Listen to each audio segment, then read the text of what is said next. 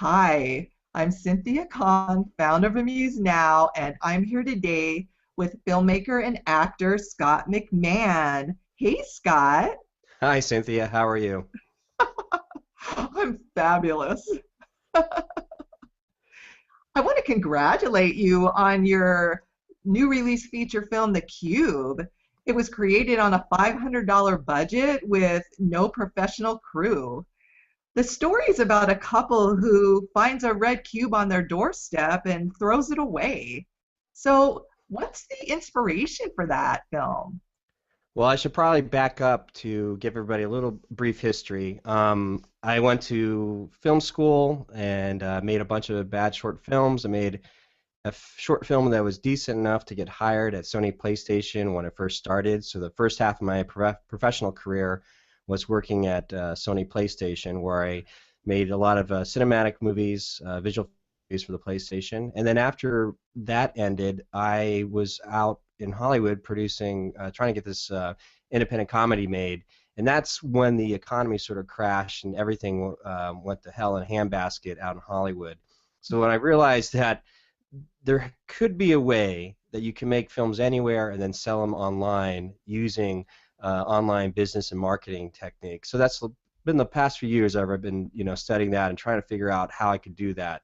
At the same time, a lot of the stories I would write, I would stop myself because I realized, being with a production background, I would say to myself, this is too expensive. I just wrote a scene that it's gonna cost $500,000 or something like that.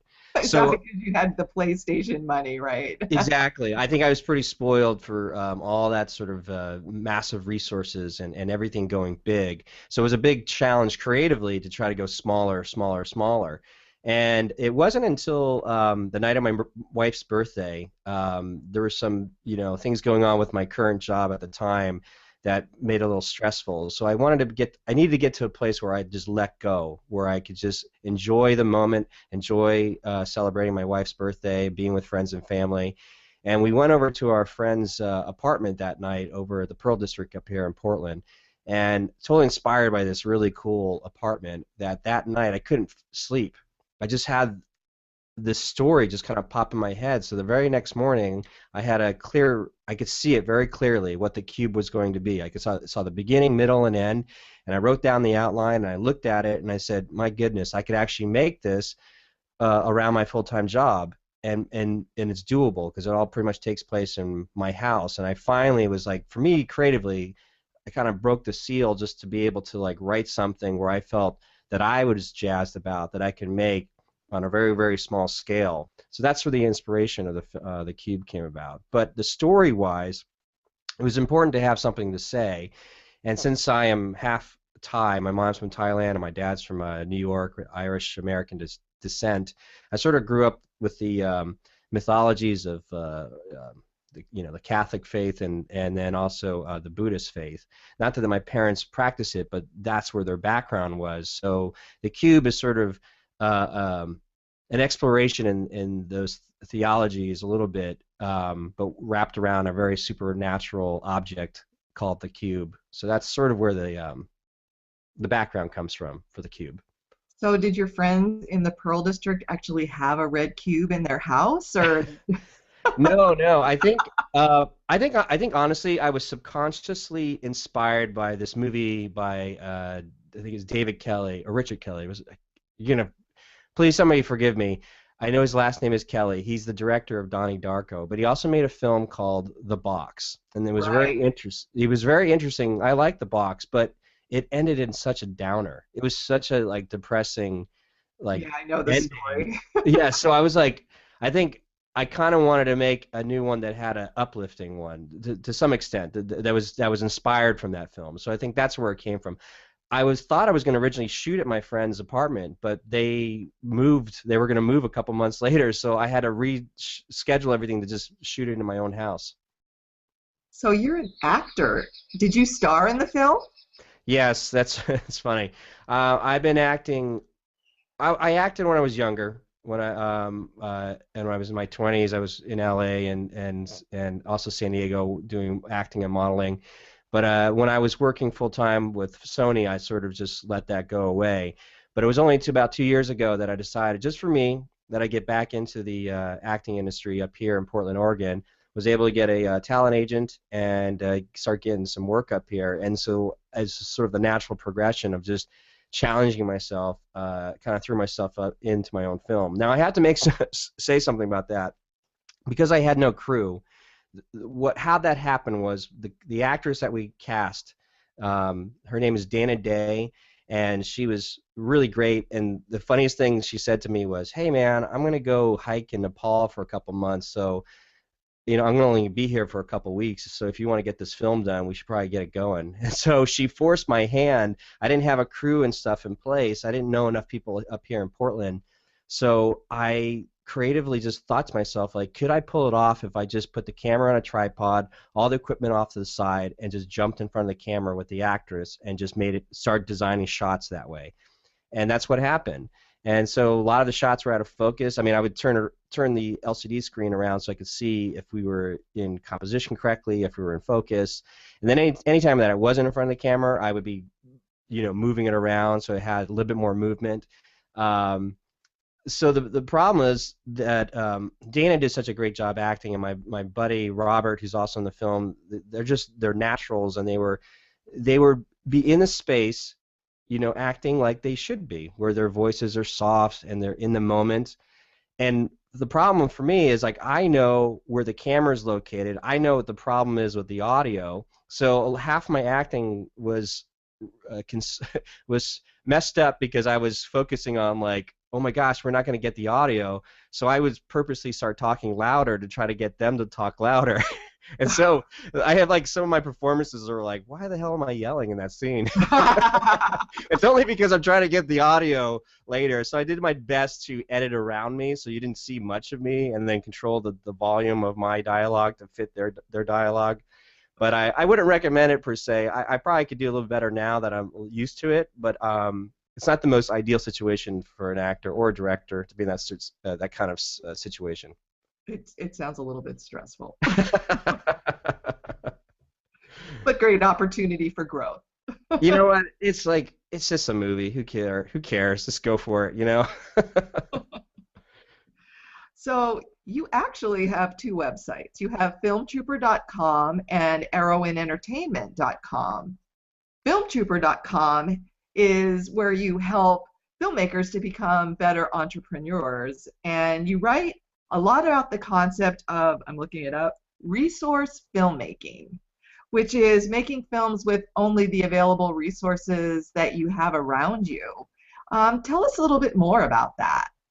Yeah, I didn't coin the phrase. The first time I really kind of heard the word resource filmmaking was an interview with this other filmmaker. His name is Christopher J. Bogosian, and he had written a blog post for Ted Hope's website. And Ted Hope is a major leader in the independent film scene, and he's a producer. He's been around for a long time.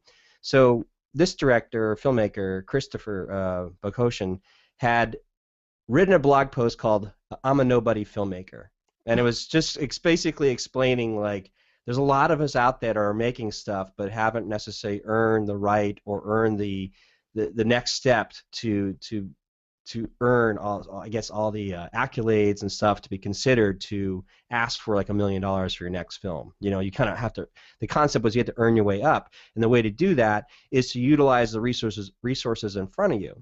Now, we could kind of go back to maybe like Robert Rodriguez when he came on the scene with El Mariachi. He looked around what he had. He had a bus, he had a guitar, he had a turtle, and he just started writing this action script around all the things that he had. So he was already doing it in that respect. Now, the interesting thing was, this stuff has been around forever. It's for me personally, it's taken me forever just to get to that place. It's a really big challenge to try to be creative with the limitations in front of you. But for me personally, the Cube allowed me to, it broke like the seal creatively. So now I start seeing all different types of stories all around me with just the resources in front of me. I'm currently making this new film called The Latchkey, and it all takes place in this in my home again, this new home that we're at. And it's even smaller, probably even smaller than the $500 Cube. Just something that just kind of spurred me to keep going that way. Interesting. So Is this the next film that you're going to release through your Arrow in Entertainment company? Yeah, so the concept about Arrow and Entertainment is like for the longest time I had a production company where I did a lot of my freelance work through called Arrow and Productions. And so digital dis- di- once I realized that digital distribution was available to filmmakers, artists, authors, musicians, filmmakers of all kinds, that we can reach a global audience through the internet, thought to myself like, well, I should probably just start my own studio. And that's where Arrow and Entertainment came about. And it's really sort of a business plan of like just make your films, you make maybe web series, your blogs, your educational platform. The educational platform is called Film Trooper, as you said, helping Mhm. filmmakers become entrepreneurs. And I have this concept that says we should utilize resource filmmaking. Make your film so inexpensively so that it allows you the opportunity to make a profit down the line, but combine it with online marketing and online business strategies and put them together, and you could possibly build a sustainable lifestyle and living through your art as long as you are applying the techniques used by online marketers and business people. Because as long as you keep your digital product inexpensive, like an author can just write an ebook like that. Musicians are, recording in their living room, in their basement with all this amazing gear and be able to produce music that sounds amazing. I think filmmaking has finally reached that plateau where they can do the same thing. Um, so once you learn that you can be completely independent of the Hollywood system or any gatekeepers, then if you can learn the basics of just selling something online, then you can go back and fine tune it and realize where to supersize it later for maximum profit. So that is why I'm trying to make the next film and yes, release it through Arrow Entertainment. And so Film Trooper is just a resource to share these ideas, to share the trials and successes that I'm going through, and then try to bring other people in that are doing the same thing. And I think I have a feeling that there might be a time when the independent film world might have an implosion where the money just won't be there. So people are going to look like, well, how do we make money as independent filmmakers? And I'm hoping that Film Trooper could be a resource, not the resource, but just a option for people to look at to see, well, maybe we could apply all these things that they're doing over here. So that's the goal of what Film Trooper's about. Well, that's kind of the goal also that Amused Now is about. That's probably why we're connected. Yeah, go ahead. Explain how we got connected. I thought it was fantastic. Well, we met on Google Plus We in did. the independent filmmaker. What is it? It's not a chat room, but It's it's a community. Just filmmaker independent film community, and we've been exchanging comments. And then one day you posted something about making a film on the top of Mount Hood, and I'm like, you're in Portland, aren't you? And that was when we got together yeah, and that was pretty met funny. it met in real life. So that's a whole nother story for another interview, but I would like to talk to you about the deep freeze filmmaking on the top of a major mountain. Snow and ice. As long as your gear's protected, you'll be okay. You just weather this. One of the biggest purchases I got here was a good rain cover for my camera. Because Awesome. you just get on with it. You're like, well, it just rains here, so deal with it. But you know what? Even though it might be miserable, the production value that you get out of it, what you see on screen, is amazing. So, one of the benefits of shooting up here in Oregon is that you just stick your camera outside, and the production value is amazing. I mean, because a lot of times we get to see a lot of like Southern California or LA based films, and growing up in Southern California, I kind of know the desert landscape, and there's sort of like a haze to the way the light hits the camera. Up here in Portland, and Oregon as in general, it's just so lush. There's rivers, there's trees, there's mountains, there's the coastline, and it was so easy just to be like, well, I got no crew, just stick the camera on a tripod and get a good scenic shot, and then my production value just went straight up. Yeah, don't tell anybody how amazing it is in the Pacific Northwest.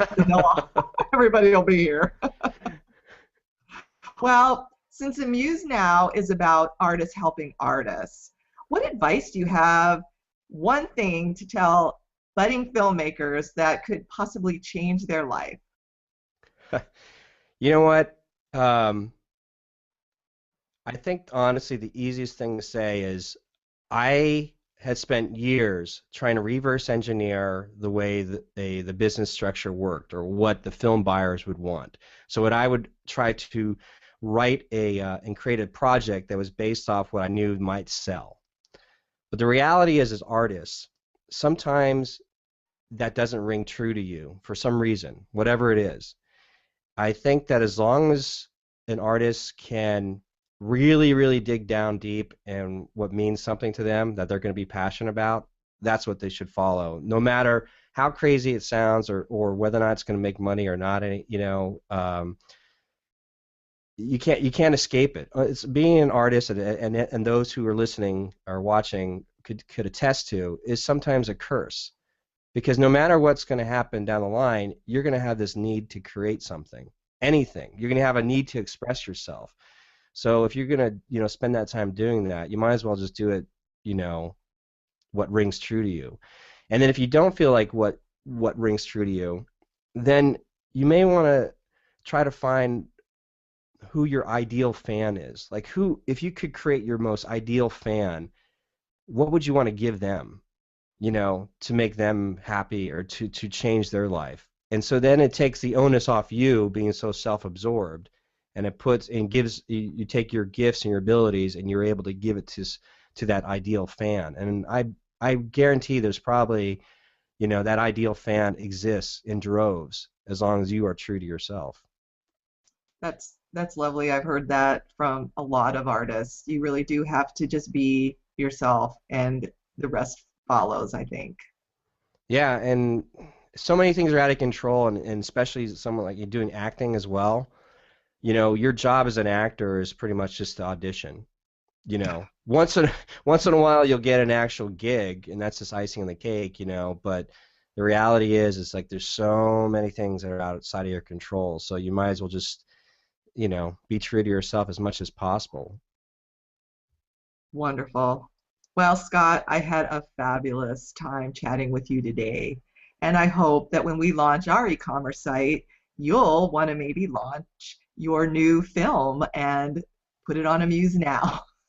Very cool. Very cool. I'm excited to see where you go, and it was really inspiring to connect with you to see that we had similar messages and wanting to help artists. And I think it's I'm excited by it. I'm like, because yeah, like I said, when things start imploding on all the industries, as we've seen with the publishing industry, as we've seen with the music industry, the film industry is right behind, and it's coming fast. Believe me, people are going to start seeking out, portals and platforms like Amused Now. So I'm excited to see where it goes. Thank you. I know that we'll be partnering in the future, and I wish you all good things. Thank you, Cynthia. Thank you. Good night. Good night. Hi, I'm Cynthia Kahn, founder of Amuse Now. This featured artist presentation has been brought to you by Amuse Now Entertainment, a website that enables artists to profit from their creativity. To learn more about Amuse Now, visit us at www.amusednow.com or email me at ccon@amusenow.com.